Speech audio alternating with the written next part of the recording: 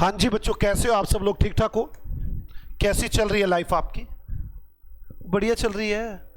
बोल ही नहीं रहे कुछ भी। यार बोलो, तुम साथ तो दो कम से कम। आपको पता है रिकॉर्डिंग चल रही है, साथ दो थोड़ा सा। अच्छा मुझे एक बात बताओ बच्चों, हमने जो कल पढ़ा था वो याद है आपको सारा? पक्का? जो जो बातें पढ़ी थी पूरी याद है आपको? क्या क्या पढ़ा था, कुछ याद दिलाना मुझे एक बार कि हमने ये पढ़ा था। ये वाली बात लिखवा भी दी है मैंने। आज कुछ बातें रह गई थी कल क्लास में, जैसे नफरा लिखवाना रह गया था, कुछ बातें लिखवानी रह गई हैं। पहले मुझे बताओ आपने क्या किया था 1494 में? कौन आए थे? लुको पैसियोली। और लुको पैसियोली ने क्या किया था 1949 में? Double entry system. इसके बाद कौन आया था 1929 में? क्या हुआ था? यूएस मार्केट क्रैश हुई थी। फिर क्या हुआ था बच्चों 1932-33 में? क्या आ गए थे? यूएस गैप आ गए थे। यूएस गैप का मतलब क्या था? United state journal accepted accounting principle. ये किसने बनाए थे? अमेरिकन इंस्टीट्यूट ऑफ अकाउंटेंट्स ने। इसके बाद यहां पर कौन बैठा था? इंग्लैंड। इंग्लैंड ने क्या किया था? हमारे पर कब्जा था, लेकिन हमने क्या किया था 1927 में? हमने क्या बना दिया था? फिक्की। वैसे आपको याद है महात्मा गांधी ने और बिरला ने और इन सब ने, वाकई दा भी याद रहे, कोई इशू नहीं है, पता होना चाहिए फिक्की क्या काम करेगा। अब वो इस उठाएगा हमारी बिजनेसमैन की। फिर क्या हुआ था उसके बाद 1948 में? देश आजाद हो गया। 1949 में इंडिया के अंदर कौन बन गया? आईसीएआई। अब आईसीआई का 1949 में बनने के बाद इंग्लैंड वालों ने क्या किया? इंग्लैंड वालों ने 1973 में क्या इशू किए? इंटरनेशनल अकाउंटिंग स्टैंडर्ड कमेटी बनाई, इंटरनेशनल अकाउंटिंग स्टैंडर्ड इशू किए और स्टैंडर्ड इंटरप्रिटेशन कमेटी बनाई। हम क्या बन गए 1973 में? मेंबर बन गए। कौन मेंबर बना? आईसीआई। सारी पावर ही हमारे पास थी। अब हम मेंबर बन के चले। इसके बाद हमने क्या किया 1997 में? क्योंकि हम 1977 में, क्योंकि हमने 73 देख लिया था इनका, हमने अपना अकाउंटिंग स्टैंडर्ड बोर्ड बनाया, अकाउंटिंग स्टैंडर्ड बनाए और अकाउंटिंग स्टैंडर्ड इंटरप्रिटेशंस की। और ये सब कौन कर रहा है? अभी तक सारी पावरें हमारे पास है, आईसीआई के पास है सारी पावरें, और कोई नहीं अभी पावर में। इसके बाद हम चले, काम बहुत बढ़ना शुरू हो गया। हमने क्या डिसाइड किया 1988 में? एक और बॉडी बनकर खड़ी हो गई, सेबी। और अभी तक रेगुलेटर अथॉरिटी नहीं थी, प्राइवेट काम चल रहा था इनका, गवर्नमेंट की अप्रूवल्स नहीं थी, इनके पास पावर्स नहीं थी। 1992 में फाइनली बनके तैयार हो गई, इसका जन्म ही यहीं पर हुआ, सेबी बनके तैयार हो गई।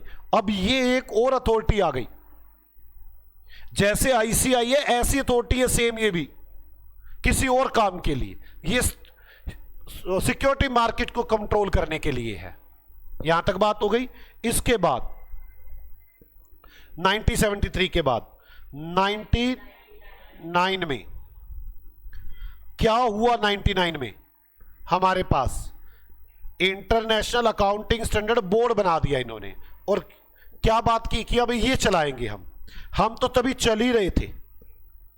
2001 में इन्होंने क्या किया? हमारे आईएफआरएस बना दिए और इंटरनेशनल अकाउंटिंग स्टैंडर्ड कमेटी खत्म हो गई, इंटरनेशनल अकाउंटिंग स्टैंडर्ड बोर्ड के पास पावर आ गई और वो आईएफआरएस इशू करने लगे। और इससे पहले जो एएस इशू हुए थे, इंडिया, वो भी इंटरनेशनल अकाउंटिंग स्टैंडर्ड भी चल रहे हैं, वो जू के तो चल रहे हैं, हमने अपना लिया उनको।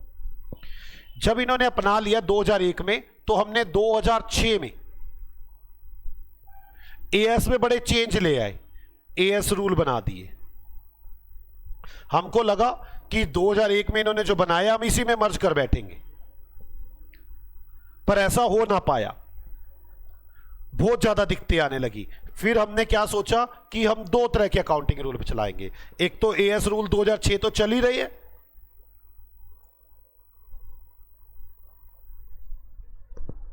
हम क्या करेंगे एएस रूल 2015 बनाएंगे, इंड एएस रूल। अब देश में दो रूल चल रहे हैं अकाउंटिंग करने के, इंड एएस रूल 2015 और एएस रूल 2006। मैंने इंड एएस रूल के बारे में लिखवा दिया था आपको, हाँ मैंने ये लिखवाया था, इंड एएस रूल नहीं लिखवाया अभी, ये लिखवाना है अभी। ये दो रूल चल रहे हैं हमारे पास। फिर 2018 में क्या हुआ, ये तो चलता जा रहा है, ये भी चलने शुरू हो गए हैं। 2018 में क्या हुआ, बहुत गड़बड़ियां आई और सीए को चेक करने के लिए क्या बनानी पड़ी मुझे, नफरा। ये भी एक और अथॉरिटी आ गई, अब ये सीए के अंडर नहीं है, इसको काम दिया गया तो सीए का काम चेक कर। और जब भी कोई एएस आएगा, सीए ने कहा ये एएस लगाओ, तू चेक कर लगाएं कि ना लगाएं, तू हां करेगा तो हां, ना करेगा तो ना। ये 2018 से एक दिक्कत और आके खड़ी हो गई, नफरा आके खड़ा हो गया एक और। मेरी बात समझ में आ गई? तो 2018 से नफरा आ गया, मैं भी लिखवा दूंगा नफरा के बारे में भी। फिर 2020 में हमने दोबारा फिर एएस के रूल चेंज किए कि बड़ी दिक्कतें आ रही हैं, और हमने उनको, गवर्नमेंट को बड़ा समझाया कि सर देखो हम अपने रूल चेंज करेंगे, कोई गलती है तो हम ठीक करेंगे, आप नई नई बॉडीज मत बना के खड़े करो। लेकिन उन्होंने कहा नहीं, सेंट्रल गवर्नमेंट इनसे पूछेगी कि सीए का काम ठीक है या नहीं है। अब तक सीए को कोई चेक करने वाला नहीं था, पहली बार आ गया नफरा, नेशनल फाइनेंशियल रिपोर्टिंग अथॉरिटी। तो अब क्या बन गया, 2020 एएस रूल, एएस रूल 2020 आ गए हैं, है ये वही पुराने रूल। यहां तक बात समझ में आ गई? मैं अभी फिर आगे बात करूंगा कि हमें कैसे कैसे लगाने हैं, किस पर ये लगाना है, किस पर ये लगाना है, एएस बनाते टाइम क्या दिखते हैं। अब मैं इंडिया में आ जाऊंगा, कुछ बॉडीज आपको पता चल चुकी हैं, आ जाओ पहले ये बातें लिख लेते हैं। आओ मेरे साथ साथ लिखिए हम इन बातों को।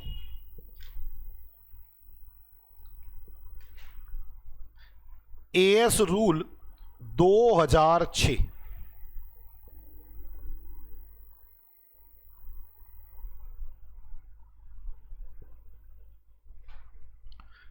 it is copy of, yeah, these AS is copy of I international accounting standard. समझ में आ गई मेरी बात आपको? ये कॉपी है उसकी, बिल्कुल। कुछ पूछना है इसमें आपने? ये कॉपी है, we made so many amendments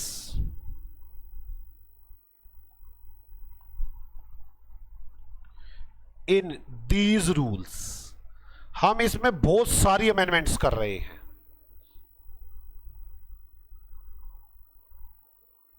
so that now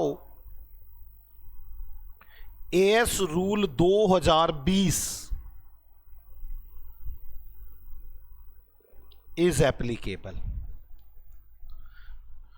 बहुत सारी, मैंने आपको तो धीरे धीरे खत्म ही करने हैं हमने इनको। एट प्रेजेंट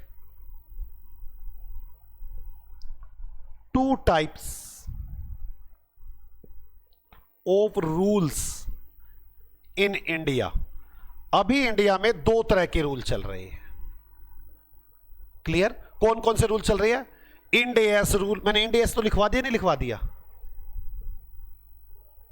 नहीं लिखवाया Ind AS? Ind AS rule 2015 लिखवा, ये लिखवाया। इंड एएस रूल 2015 आईएएफआरएस से पलटकर आए हैं, उनको अडॉप्ट नहीं किया गया, उनका उनमें करेव इन और करेव आउट लगा दिया गया है। ठीक है, मैं यहां पे लिखवा देता हूं एक बात और,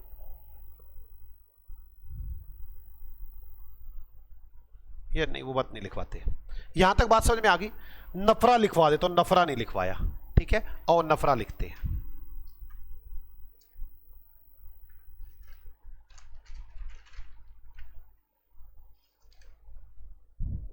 लिखिए नफरा, national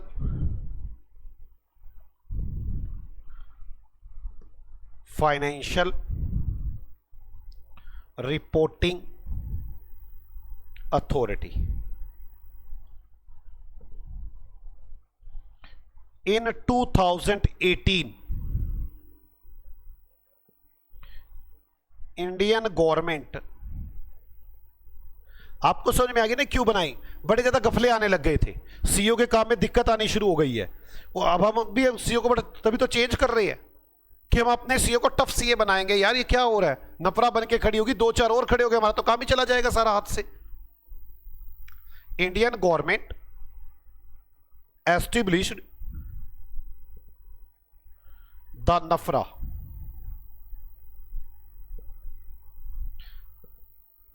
in according to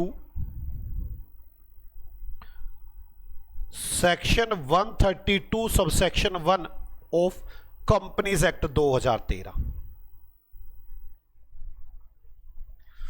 companies act 2013 में लिखा उन्होंने कि एक नफरा आएगा। कहां पर लिखा ये? कंपनीज एक्ट 2013 में। मेरे को इससे बड़ा इंपॉर्टेंट बात है, ध्यान से समझाऊंगा मैं बात। अभी गवर्नमेंट ने सेक्शन 132 में लिखा कंपनीज एक्ट में कि मैं एक नफरा को बना रहा हूं। अब आगे लिखे, it works to control the work of chartered accountants.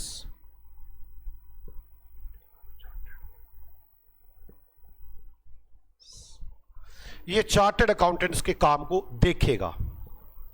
ये इसको इतनी पावर दे दी, ये किसी सीए को सीए से हटा सकता है, उसका नाम हटा सकता है क्योंकि सीए ही नहीं है। इतनी पावर दे दी। बड़ा खिल इसका भी 2018 में इसके खिलाफ बड़ी नारेबाजियां हुई, हम नहीं बनने देंगे नफरा, हम ये होने देंगे वो होने देंगे। वो कह रहे इतने गपले आ रहे, सही तरह काम करते आप, ये तो सीए की मिली भर्ती के गपले है, हम नहीं मानते। आखिरकार बना के माने। It can be debarred any CA from 6 months to 10 years। इसको पावर दे दी कि ये किसी भी सीए को 6 महीने या 10 साल तक भी सीए लाइन से हटा सकता है। इतनी तगड़ी पावर इसके पास आ गई। क्या यहां तक मेरी बात समझ में आ गई? अब आपको सारी अथॉरिटी समझ में आ गई, कौन कौन सी अथॉरिटी बनी हुई है और कैसे कैसे बनी हुई है। क्या मैं आगे चल सकता हूं? बोलो। अब मैं आगे चलने वाला हूं, मेरी बात को समझे। हमारे पास अब इंडिया में आ गए हम। अब इंडिया में मैं आपको बताता हूं कि चाहे इंड एस बनाने हो चाहे एएस बनाने हो, कैसे बनाए जाते, क्या क्या प्रॉब्लम आने शुरू हो गई हमें। सबसे पहली बात तो मैं एक बात बता दूं, अकाउंटिंग स्टैंडर्ड बोर्ड को पावर दी गई कि तुम एएस बनाओ। किसको पावर दी गई है? अकाउंटिंग स्टैंडर्ड बोर्ड को। यही बनाता है। आईसीआई को पावर दी गई है। आईसीआई किसको कहता है? अकाउंटिंग स्टैंडर्ड बोर्ड को, जो उसकी अपनी बॉडी है, कि तू एएस बना। मैं आपको सच प्रॉब्लम समझाने की कोशिश करता हूं। हम एएस अभी बताता हूं कैसे कैसे बनाएंगे। हम एएस बनाएंगे, कोई नहीं मानता इन एएस को। इतनी बड़ी प्रॉब्लम खड़ी हो गई है, कोई नहीं मानने को तैयार अब हमारे एएस को। क्या प्रॉब्लम आ गई है? कंपनीज एक्ट है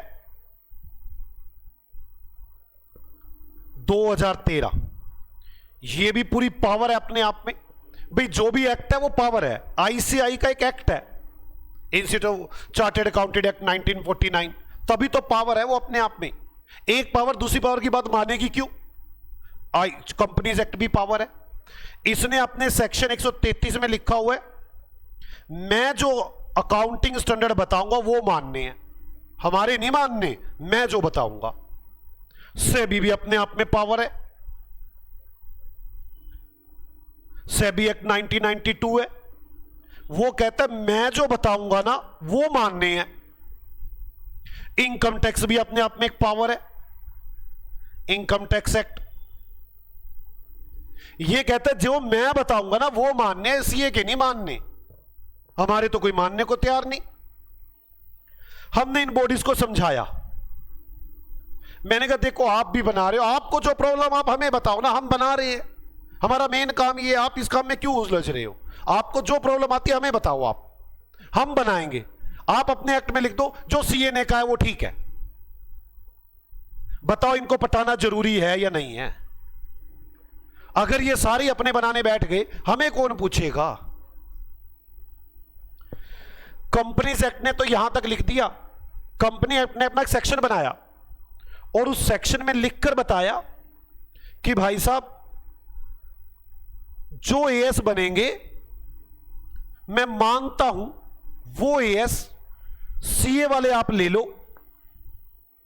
पर मेरे नफरा से पूछ के, अगर मेरा नफरा हां करेगा तो मैं ये लिखूंगा कि ये वाले एएस लगा दो, फिर आप सीए वाले एएस लगा देना।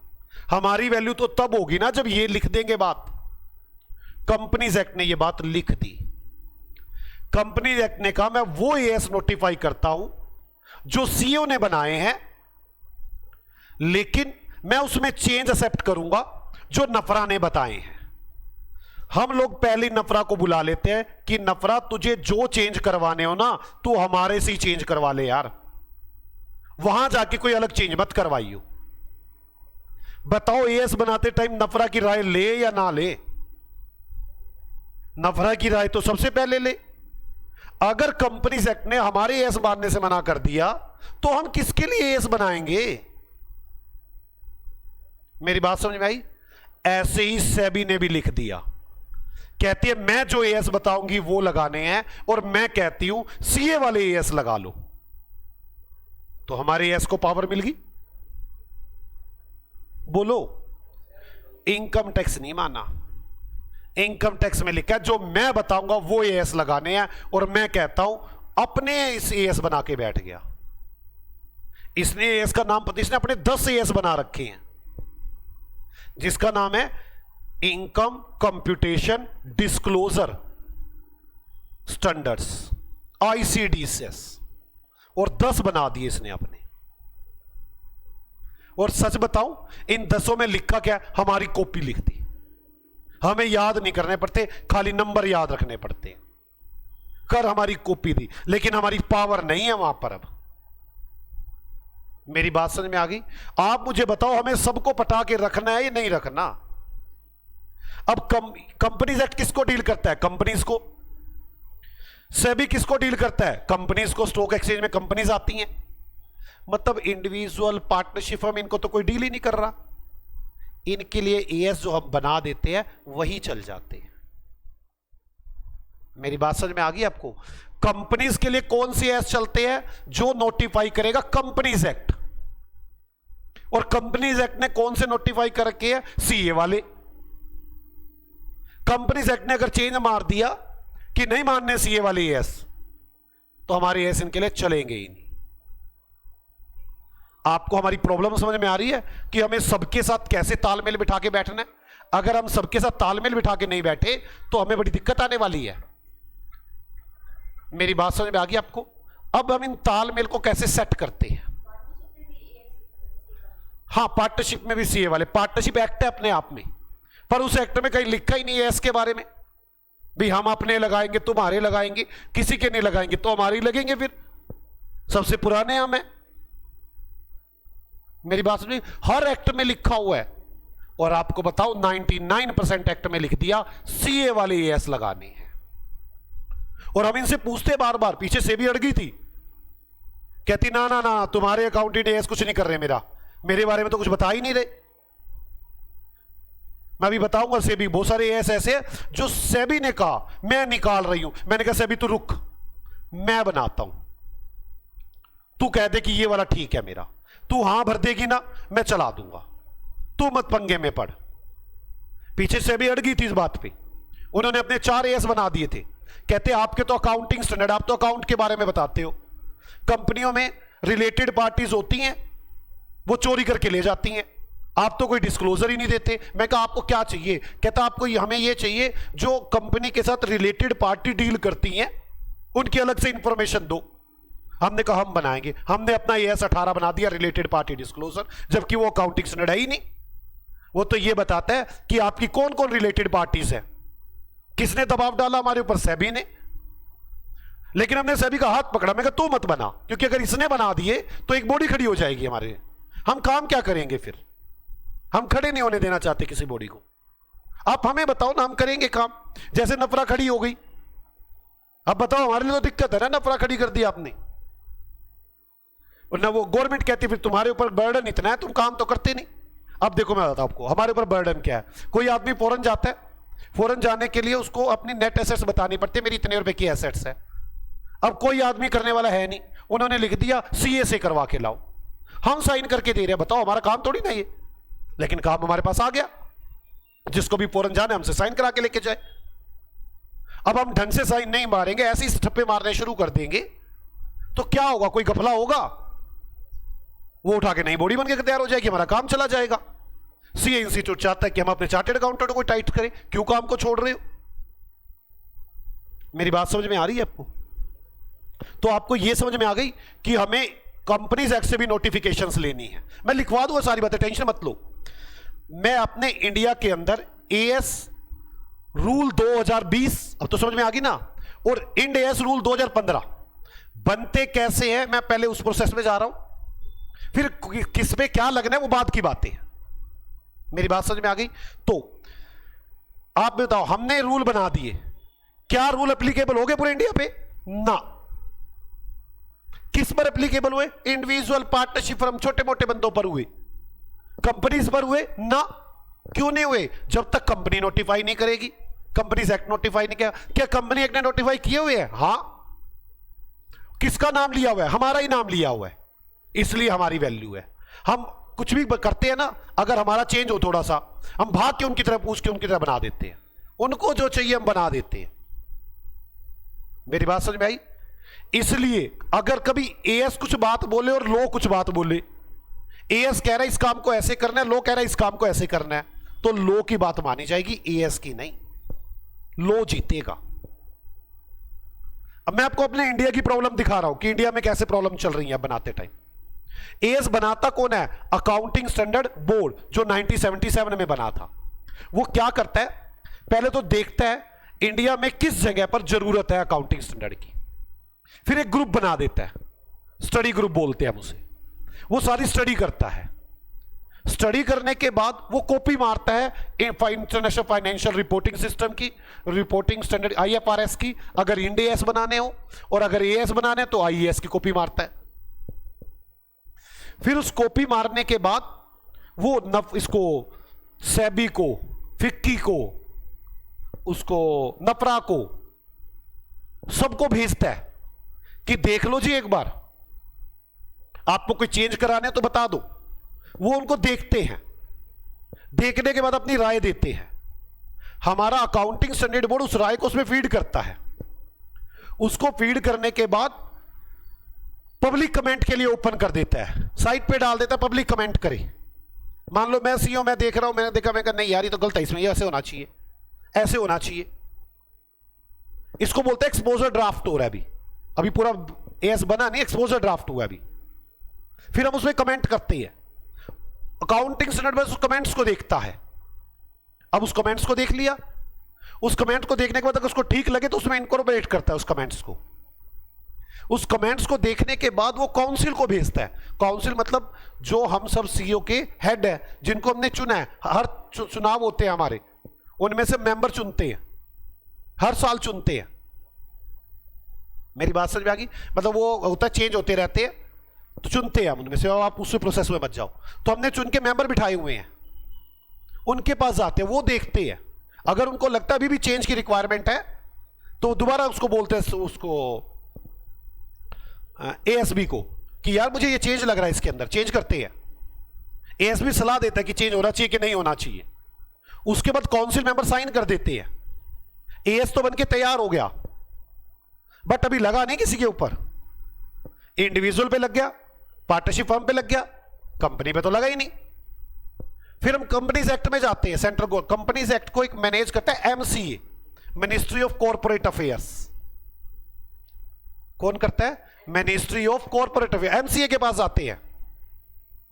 एमसीए कहता है सेंट्रल गवर्नमेंट से बात करता हूं और नफरा से पूछ लूंगा, क्योंकि नफरा जब तक नहीं कहेगा सेंट्रल गवर्नमेंट नहीं मानेगी, सेंट्रल गवर्नमेंट नहीं मानेगी तो साइन नहीं होंगे। ये नफरा और 2018 से पंगे में आ गया।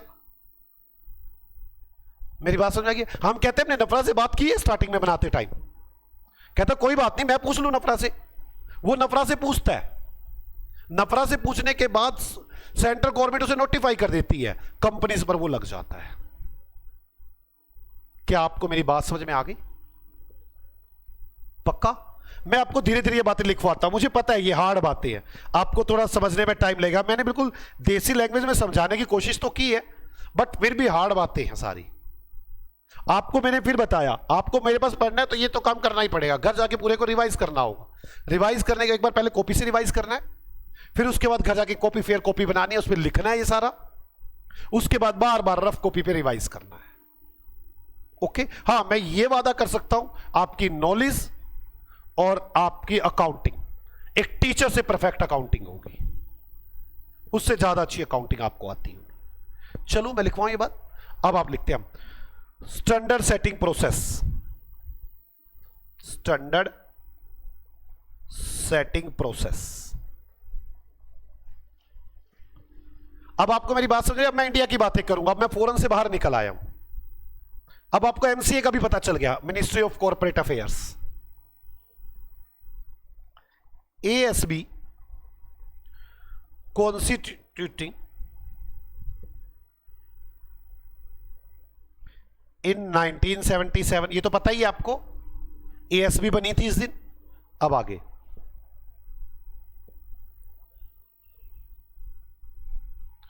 ब्रीफली आउटलाइन, मैं इसको ब्रीफ में लिख रहा हूं फटाफट कि कैसे एएस बने या इंडियस बने, दोनों का बनने का तरीका यही है।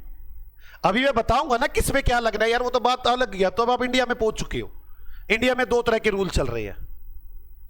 मुझे आपको पहले तो लुको पैसिलियो के तरीके में परफेक्ट करना है। रूल तो बाद की बात है, तरीका ही परफेक्ट नहीं है लोगों का, पहले तो वो तरीके में परफेक्ट करना है, उसके बाद रूल की बात करनी है। तो ब्रीफली आउटलाइन कर रहा हूं कि क्या क्या होता है। पहले identified the area bye ASB for formulation of as. Identify the area bye ASB. ASB क्या करता है, वो एरिया देखता है जहां पर अब रिक्वायरमेंट है। बात समझ में आ गई यहां तक? आइडेंटिफाई द एरिया कि कहां पर रिक्वायरमेंट है।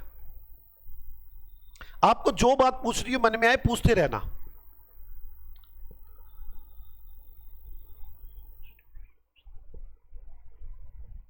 क्या लिखूं से भी, एक स्टडी ग्रुप बनाता है, उसके बाद फॉर्म्ड ए स्टडी ग्रुप, फॉर्म्ड ए स्टडी ग्रुप, एक स्टडी ग्रुप बनाता है। वो प्रिपेयर प्रीलिमिनरी ड्राफ्ट। कौन सा ड्राफ्ट हो गया ये?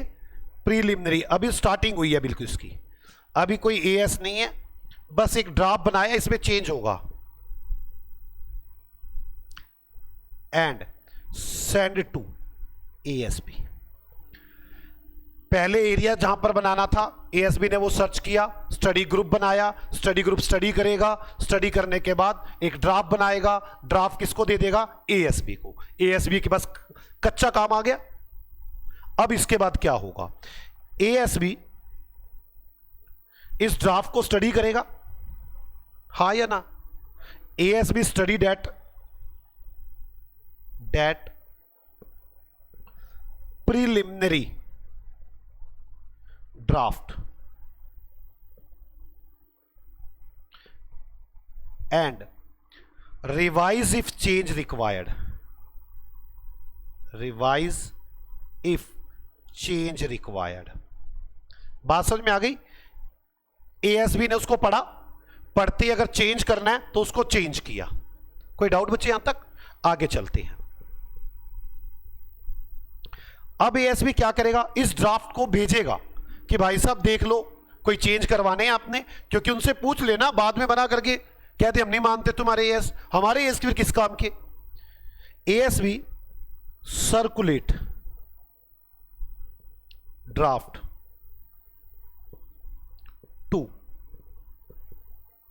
काउंसिल मेंबर्स, काउंसिल मेंबर जो हमने सीए चूज किए हुए हैं,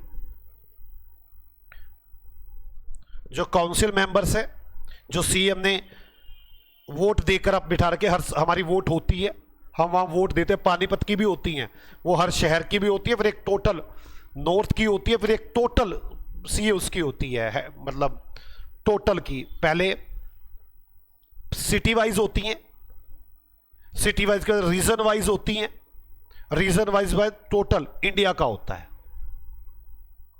जैसे हमने पानीपत में चूज किया और हमने रीजन का चूज किया कि नॉर्थ में ये आदमी संभालेगा पूरे नॉर्थ को, पूरी कमेटी चूज करते हैं हम वोट देकर, उन्हें काउंसिल मेंबर्स बोलते हैं, फिर वो सारे मिलकर इंडिया वाला संभालते कि इंडिया में ये संभालेगा, इस तरह चेन चलती है।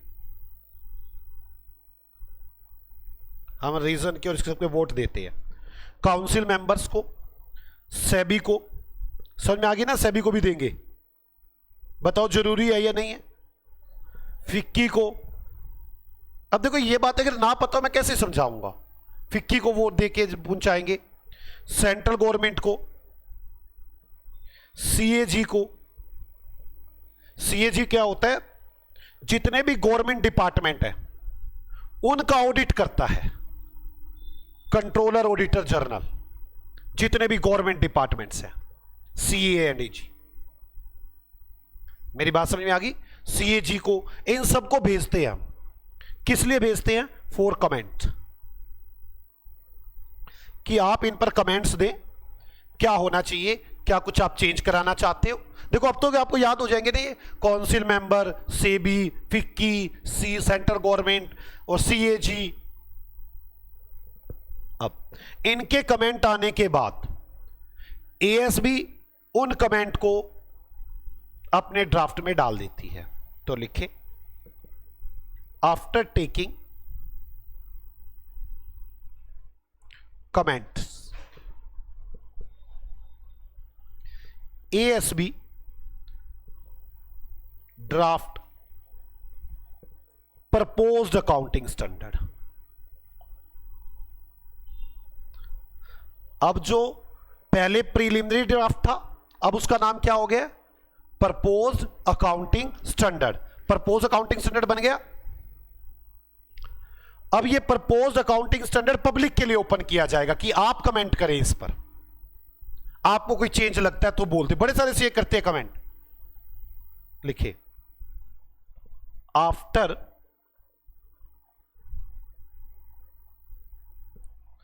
टेकिंग ऑल व्यूज, सारे के व्यूज लेने के बाद ASB invite public for comment on proposed as.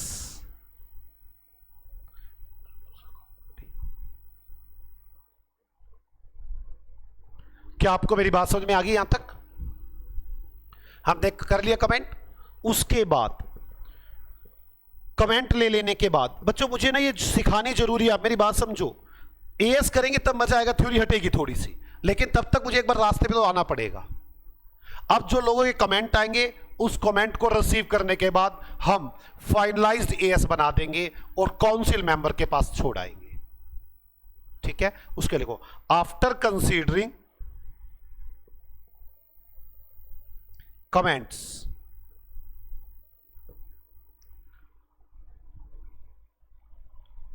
Final draft of accounting standards.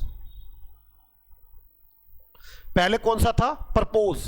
सबसे पहले तो क्या था, प्रीलिमिनरी ड्राफ्ट था। ये देखो, सबसे पहले कौन सा ड्राफ्ट था, प्रीलिमिनरी ड्राफ्ट। फिर सबको सर्कुलेट किया, उनके जो कमेंट आए उसको बनाकर क्या बना दिया, प्रपोज्ड अकाउंटिंग स्टैंडर्ड। फिर लोगों के लिए खोला, अब क्या बना दिया हमने, draft, final draft of accounting standards. मेरी बात समझ में आ गई। अब फाइनल ड्राफ्ट बन गया, after considering comment final draft of accounting standard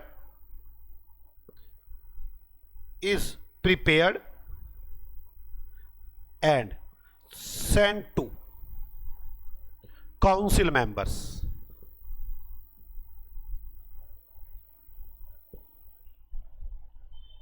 council members के पास पहुंच गया ऑफ आईसीएआई, हमारे मेंबर्स के पास आ गया। अब हमारे मेंबर्स के पास आने के बाद ये एएस बन चुका, लेकिन अब ये अप्लाई नहीं होगा। ये अप्लाई कब होगा? जब सेंट्रल गवर्नमेंट और सारे एक्ट वाले इसको अप्रूव कर देंगे। जब वैसे हमारी तरफ से एएस पूरा बन चुका, हमारी तरफ से कोई कमी नहीं है। लिखो, ICI council members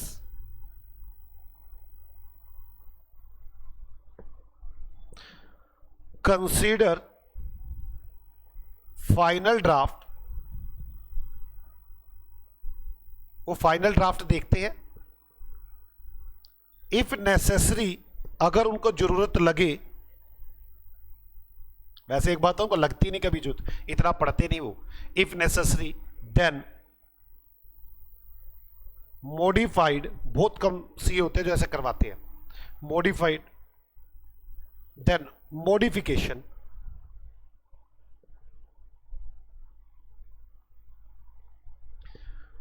made with the consultation of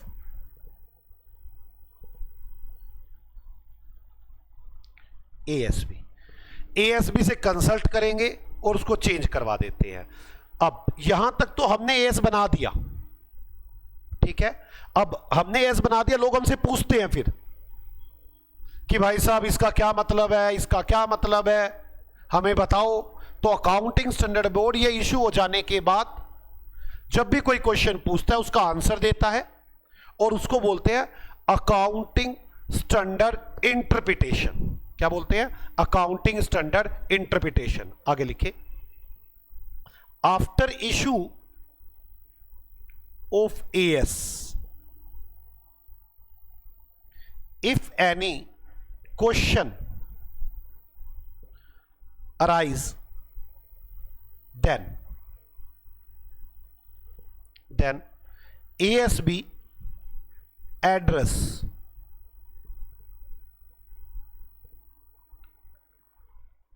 and issue ASI। समझ में गया ना? Accounting standard interpretation.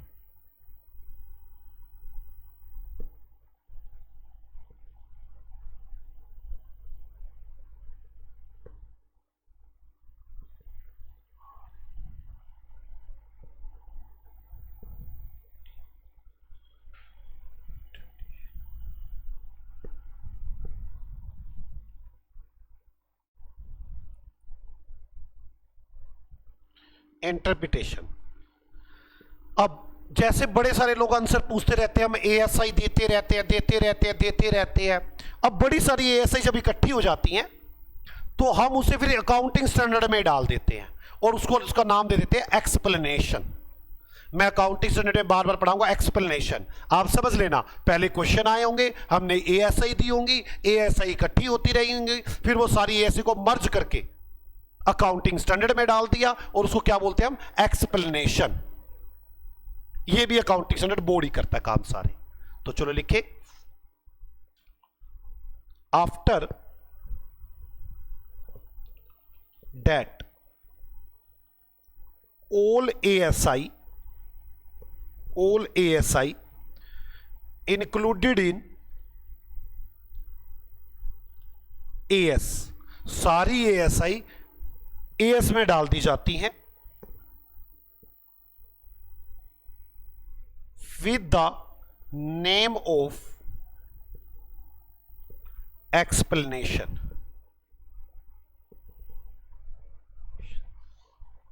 अब मुझे ना आप कभी भी दुखी नहीं करेंगे, मैं कहूंगा एक्सप्लेनेशन, आप कह लीजिए सर ये क्या आ गया एक्सप्लेनेशन। आप ऐसे दुखी नहीं करेंगे मुझे। अब आपको मेरी बात समझ में आ गई? कोई डाउट है किसी को? पक्का? दोबारा बोलो। एक्सप्लेनेशन वाला।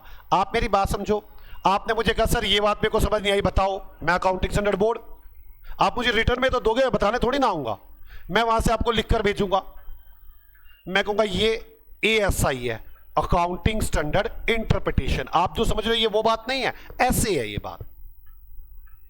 फिर किसी और ने क्वेश्चन मुझसे पूछा सर मेरे को ये बात नहीं समझ में आ रही, मैंने फिर एएसआई दे दी।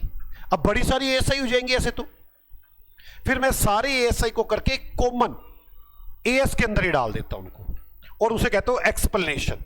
एएस की एक्सप्लेनेशन है ये। मेरी बात समझ में आ गई आपको? पक्का? तो इस तरह से एक्सप्लेनेशन चलती है। अब आपको पता है ना, एएस हम तो बनाकर बैठ गए, हमारा अकाउंटिंग स्टैंडर्ड बोर्ड तो काम करके बैठ गया। अब प्रॉब्लम पता क्या है? नोटिफाइड करवाने की। अगर नोटिफाइड हो जाए, मैंने आपको बताया कंपनीज एक्ट में नोटिफाइड है, सेबी में नोटिफाइड है, हम इनकम टैक्स में हम नोटिफाइड नहीं है। इनकम टैक्स वालों के अपने हैं, क्या है? आईसीडीएस। मैं लिखवाऊंगा सारी, income computation disclosure standards, ICDS. ठीक है, हम उसकी बातें करेंगे सारी की सारी। आपको आज आगे काम कराना चाहिए या काफी है? आज काफी है मेरे हिसाब से। आप लोग इसे करके आएंगे और सारे को ढंग से रिवाइज करके आएंगे। अब हम मिलते हैं, आगे मिलेंगे क्लास में। Okay, bye bye. लेकिन मेरी एक बात समझना, रिवीजन जरूर कर लेना। एक बार पटपट मेरे को बता दो हमने क्या क्या पढ़ा। सबसे पहले कौन सा आ गया? 1494 लुको जी आए, वो पैदा होकर अपना हिसाब किताब सारा देके चले गया। मैं जी डबल एंट्री सिस्टम है। इधर से यूएसए खड़ा हो गया, इधर से इंग्लैंड खड़ा हो गया। यूएसए में क्या किया? यूएसए गैप निकाले। क्यों निकाले? 29 में उनके यहाँ क्रैश आया, उनको लगा 32 33 तक, उनके बाद वो कर रहे थे ना काम। उन्होंने कहा भाई साहब ये तो बड़ा बेकार काम हो गया हमारे लिए, ऐसे तो हमारे देशों कोई भी लूट के ले जाएगा, प्रॉफिट गलत दिखा, ये दिखा। उन्होंने अपने स्टैंडर्ड बनाए जिसका नाम क्या रखा? यूएस गैप, मतलब United state journal accepted accounting principle. किसने बनाए? उनकी अमेरिकन इंस्टीट्यूट में। यहां तक बात समझ में आ गई? इसके बाद क्या हुआ? हम उसके बाद यहां तक चले गए। फिर हम 1927 में हमारे यहां पर फिक्की बनी, जो महात्मा गांधी ने बनवाई, उसके साथ मिलकर वो घनश्याम दास बिरला के साथ, और वो था ठक्कर था, वो पुरुषोत्तम दास ठक्कर। हमें क्या करना नामों का, ये तो बस वैसे बेकार की बातें कर रहा हूं मैं। बस इतना पता मुझे फिक्की बनी, मैं तो बार बार ये कहूंगा फिक्की ने ये किया, फिक्की ने वो किया। मैं ये थोड़े कहूंगा घनश्याम दास बिरला को बुला के लाओ, मैंने उसे क्या करना। यहां तक समझ में आ गई ना? इसके बाद क्या हुआ? ये मैं आगे चला गया। आगे जाने के बाद मैंने क्या सीखा कि 1948 आ गया, हम आजाद हो गए। 1949 में हमने अपनी आईसीआई बना दी। इधर 1973 में उन्होंने इंग्लैंड वाले करने लगे कि भाई पूरे वर्ल्ड की अकाउंटिंग करनी चाहिए। यूएसए वैसे तो ठीक काम कर रहा है, लेकिन ये मुझे लग रहा है अपने हिसाब से चल रहा है। मैं चलना चाहता हूं पूरे वर्ल्ड के हिसाब से, ताकि पूरा वर्ल्ड मेरे साथ हिसाब से काम करे। तो इन्होंने क्या किया? 1973 में एक बना दिया, क्या वो international accounting standard committee, international accounting standards और स्टैंडर्ड इंटरप्रिटेशन कमेटी। हम 1973 में आईसीआई इनका मेंबर बन के बैठ गया। उसके बाद हमने 1977 में पहुंच गए, हमने अपना अकाउंटिंग स्टैंडर्ड बोर्ड बनाया, अकाउंटिंग स्टैंडर्ड इशू किए, और हमने वो एएसआई देनी शुरू कर दी। अब 1977 में ये हुआ, 1988 में काम बहुत बढ़ गया हमारा, सेबी बन के तैयार हो गई।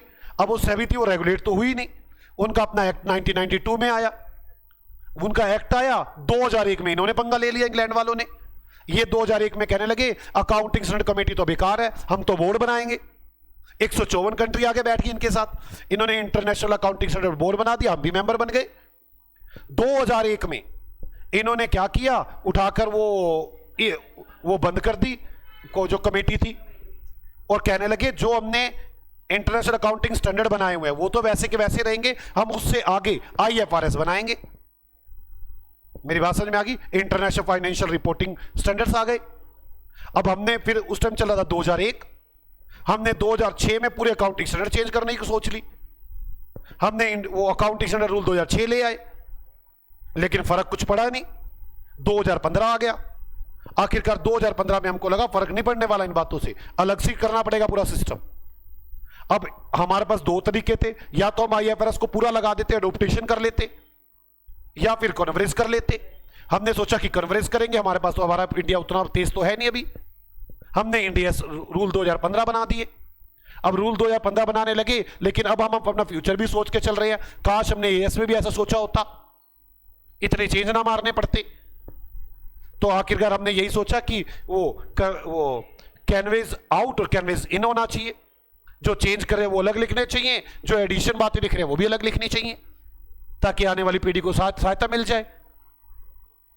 तो इधर से हमने फिर देखा तो 2018 में हमारे यहां पंगा पड़ गया, इतने स्कैम चल रहे थे हमारे। सारे जगह सीए को प्रॉब्लम करने लगे कि सारे सीए मिले हुए हैं। अब सीए को कंट्रोल करने के लिए नफर आगे खड़ी हो गई। अब नफरा में कौन होता है कौन नहीं होता इस पंगे मत पड़ो, मैं वैसे बताया 15 आदमी होते, एक चेयरमैन होता है, उनकी क्या क्वालिफिकेशन होती है क्या नहीं होती, वो हमारे काम की बातें नहीं है। ठीक है, तो नफरा ने हमें कंट्रोल करना शुरू कर दिया, वो तो सीए को डिबार तक करना शुरू कर रही है, कह रही है सीए को मैं कम से कम 6 महीने और मैक्सिमम 10 साल तक के लिए डिबार कर सकती हूं। मेरी बात समझ आ गई? नफरा तैयार होगी वहां से। अब नफरा के तैयार होने के बाद हमने फिर दोबारा एएस में चेंज किया, कभी दिक्कत तो नहीं आ रही हमें। अब हमारा हो गया एएस रूल 2020 और इंड एएस रूल 2015। अब हमारे यहां पे दो तरह की अकाउंटिंग चल रही है। मेरी बात समझ में आ गई है? अब दो तरह की अकाउंटिंग चल रही है। अब मैं अपने इंडिया के अंदर आ गया, किस पर कौन सी अकाउंटिंग लगनी है वो अगली क्लास में करेंगे हम। अब मैं आ गया इंडिया के अंदर। इंडिया के अंदर अकाउंटिंग स्टैंडर्ड बोर्ड को इंडिया एस बनाने हो या एएस बनाने हो तो क्या करना पड़ता है? पहले तो वो एरिया आइडेंटिफाई करता है, फिर एक स्टडी ग्रुप बनाता है, स्टडी ग्रुप एक प्रीलिमिनरी ड्राफ्ट बनाकर देता है हमें। वो प्रीलिमिनरी ड्राफ्ट हम वो फिक्की को, सेबी को, उसको नफरा को, सेंट्रल गवर्नमेंट को, सीएजी को, सबको भेजते हैं। वो उसमें अपना कमेंट करते हैं, फिर हम उसको पढ़ते हैं, कमेंटों को इनकॉर्पोरेट करते हैं। कमेंटों को इनकॉर्पोरेट करने के बाद वो प्रीलिमिनरी ड्राफ्ट हमारा प्रपोज एएस हो जाता है। हम उसे उठा के पब्लिक कमेंट में डाल देते हैं, पब्लिक के कमेंट देखते हैं, अगर लगे तो एएस भी उसको फिर इनकॉर्पोरेट करता है। फिर वो फाइनल ड्राफ्ट की तरफ चला जाता है और फाइनल ड्राफ्ट को फिर भेजा जाता है उसको काउंसिल मेंबर्स को। काउंसिल मेंबर को अगर लगे तो वो सलाह करके एएसबी से चेंज कर देता है, अदरवाइज इशू कर देता है। इशू होने के बाद फिर लोग पंगे करते हैं, कहते हैं हमें समझ नहीं आई बात तुम्हारी। फिर वो अकाउंटिंग स्टैंडर्ड इंटरप्रिटेशन निकालते हैं, वो बड़ी सारी इकट्ठी हो जाती है। वो सारी इकट्ठी हो जाने के बाद वो हम सारी एएसआई को फिर अकाउंटिंग स्टैंडर्ड के अंदर ही जोड़ देते हैं। भी लोगों को ये बात नहीं समझ में आती, उसे एक्सप्लेनेशन बोलते हैं। यहां तक की कहानी हमने की है। अब मैं अगली कहानी करूंगा कि एएस बन गए, एक तो नोटिफाई होने हैं। मैंने अभी बता तो दी हल्की हल्की बातें। मैंने आपसे ये कहा है कि जो ये एएस बन गया अब ये नोटिफाई करवाने हैं। कंपनीज एक्ट ने नोटिफाई कर दी है, सेबी ने कर दी है। मैंने आपको बताया इनकम टैक्स हमारा नोटिफाई नहीं कर रहा, इनकम टैक्स ने अपने 10 बना दिए हैं जिन्हें वो आईसीडीएस बोलते हैं। बल्कि मैंने कहा कि कॉपी हमारी मारी हुई है, सारे के सारे सिर्फ नंबर चेंज है। भाई हमारा रूल नंबर 1 है, उन्होंने रूल नंबर 4, हमारा जो रूल नंबर 4 है उसको रूल नंबर 2 बना दिया, और कुछ नहीं किया उन्होंने, पर हमारी नहीं मानी। हम इसलिए सभी एक्ट के साथ कोऑपरेट करते हैं कि आप हमारी मानो, हमें बताओ क्या करना है, हम आपके लिए काम करेंगे। इसलिए बड़े सारे अकाउंटिंग स्टैंडर्ड ऐसे जो अकाउंट के है ही भी नहीं, थियोरिटिकल ऐसे ही, आपको ये करना चाहिए, वो करना चाहिए, वो करना चाहिए। जैसे एएस 17 है उसमें कहीं अकाउंटिंग ही नहीं है, एएस 18 है उसमें कोई अकाउंटिंग नहीं है, क्योंकि वो सेबी के प्रेशर में निकाले हुए हैं। आपको सिखाऊंगा, अभी हमने पढ़ाने ना मुझे, तो मैं आपको दिखाऊंगा कि सेबी के प्रेशर में निकले हुए ऐसे। ओके, तो हम आज यहीं तक करेंगे, बाकी कल मिलेंगे। ओके बच्चों, बाय बाय, मिलते हैं आपसे अगली क्लास में।